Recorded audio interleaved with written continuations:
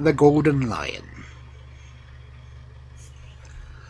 There was once a rich merchant who had 3 sons, and when they were grown up, the eldest said to him, "Father, I wish to travel and see the world. I pray you let me."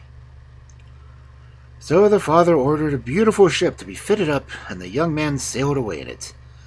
After some weeks, the vessel cast anchor before a large town, and the merchant's son went on shore. The first thing he saw was a large notice written on a board saying that if any man could find the king's daughter within 8 days, he should have her to wife, but that if he tried and failed, his head must be forfeit. Well, thought the youth as he read the proclamation, that ought not to be a very difficult matter. And he asked an audience to the king and told him that he wished to seek for the princess.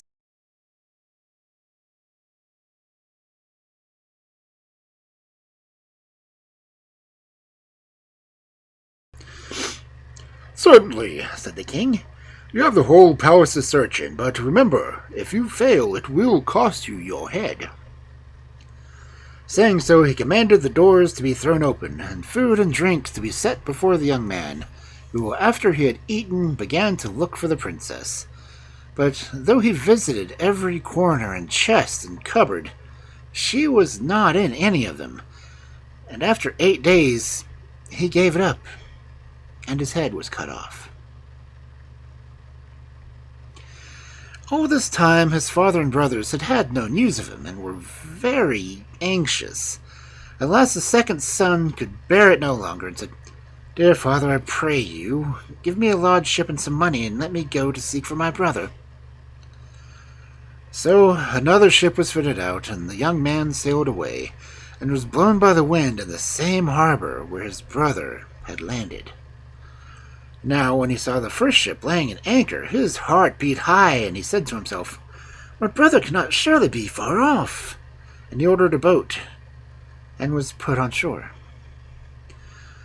As he jumped on the pier, his eye caught notice about the princess, and he thought, "He has undertaken to find her, and has certainly lost his head. I must try myself, and seek him as well as her. It cannot be a difficult matter." But he fared no better than his brother, and in 8 days, off went his head. So now there was only the youngest at home, and when the other 2 never came home, also begged for a ship that he might go in search of his lost brothers. When the vessel started, a high wind rose, and blew him straight to the harbor, where the notice was set. "Oh," he said, as he read, "whoever can find the king's daughter shall have her to wife. Oh, it is quite clear now what has befallen my brothers. But in spite of that, I think I will try my luck." And he took down the road to the castle. On the way, he met an old woman who stopped and begged. "Oh, leave me in peace, old woman," he replied. "Oh, do not send me away empty," she said.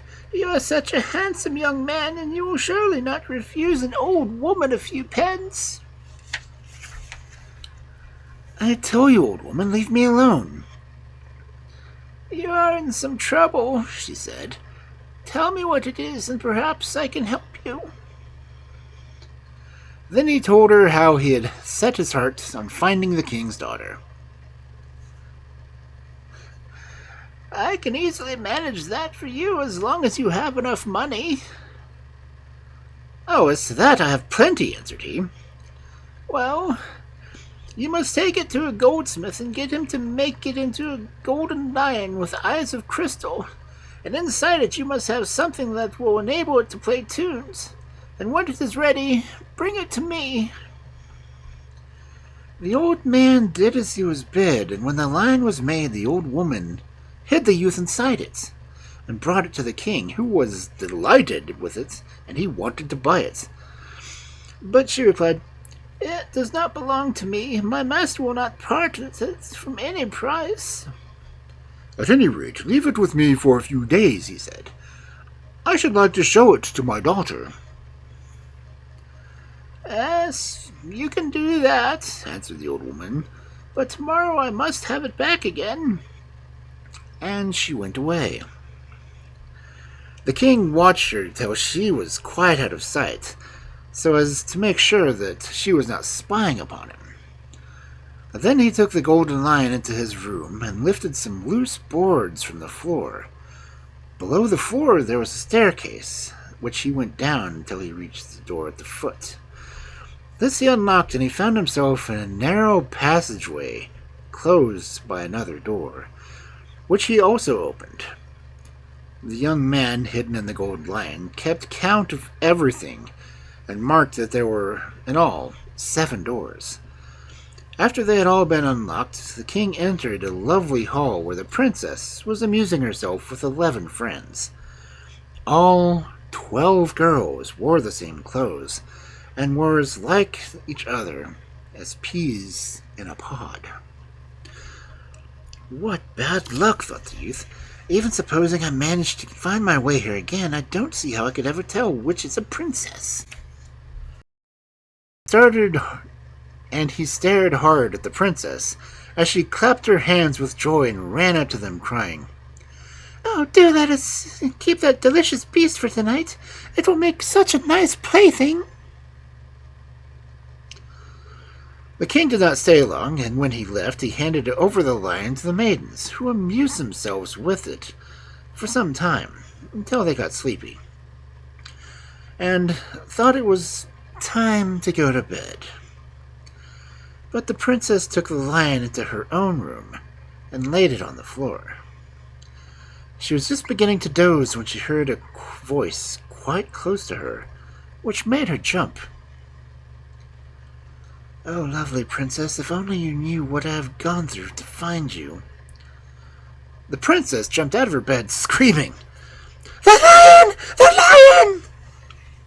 But her friends thought it was a nightmare and didn't bother getting up. "Oh, lovely princess," continued the voice, "fear nothing. I am the son of a rich merchant and desire above all things to have you for my wife, and in order to get you I have hidden myself inside this golden lion."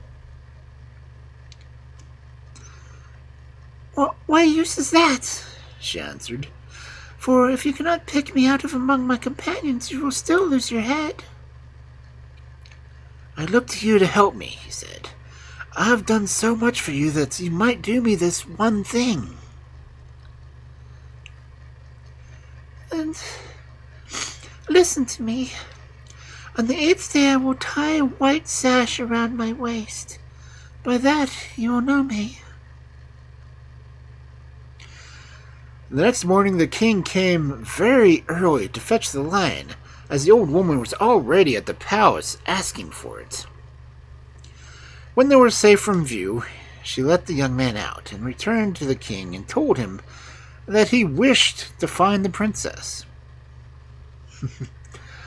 "Very good," said the king, who was by this time almost tired of repeating the same words. "But if you fail, your head will be forfeit." So the youth remained quietly in the castle, eating, looking at all the beautiful things around him, and every now and then pretending to be searching busily in all the closets and corners. On the 8th day, he entered the room where the king was sitting. "Take up the floor of this place," he said. The king gave a cry, but stopped himself and asked, "What do you want the floor up for? There's nothing there." But all his courtiers were watching him, and he did not like to make any more objections, and ordered the floor to be taken up, as the young man had desired. The youth went straight down the staircase till he reached the door. Then he turned and demanded the key that should be brought. So the king was forced to unlock the door, and the next, and the next, and the next, until all 7 were open. And they entered the hall where the 12 maidens were standing in a row, so that none might tell them apart. But as he looked, one of them slightly drew a white sash from her pocket and slipped it around her waist. And the young man sprang to her and said, This is the princess, and I claim her for my wife." And the king owned himself beaten, and commanded that the wedding feast should be held. For 8 days after, the bridal pair said farewell to the king and set sail for the youth's own country, taking with them the whole shipload of treasures as the princess's dowry. But they did not forget the old woman who had brought about all their happiness, and they gave her enough money to make her comfortable till the end of her days.